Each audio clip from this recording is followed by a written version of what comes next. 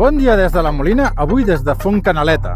Mireu, ens trobem a la recta final del 2023 i crec que és el moment oportú per, aprofitant que anem a acomiadar aquest any, repassar tot el que s'ha fet sempre a la Molina en els anys acabats amb 3, perquè ja veureu que, per casualitat o no, tots els anys acabats amb aquesta xifra han estat d'inversions destacades. Així que això és el que anem a fer aquí, a repassar-ho. Va, quedeu-vos fins al final del vídeo que crec que us agradarà. Som-hi! 1943. Aquí, en aquest espai històric, a Fontcanaleta es construeix el primer telesquí. El 1953 se'n construeix un a Pista Llarga. El 1963 s'instal·la un telesquí al sector de Rotblanc. El 1973 es construeix el trampolí de 35-40 metres. El 1983 neix el Club Esquí La Molina. 10 anys més tard, el 93, s'instal·la el telecadira de Torrent Negre, un 4 places.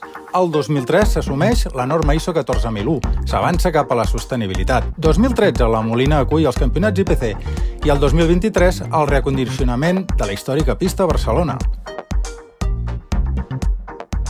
I des de Torrent Negre, també un espai històric per la Molina, acomiadem el vídeo i l'any. Espero que el 2024 sigui més profitós amb salut, amb neu i amb tot. Així és que fins la propera. Salut i neu!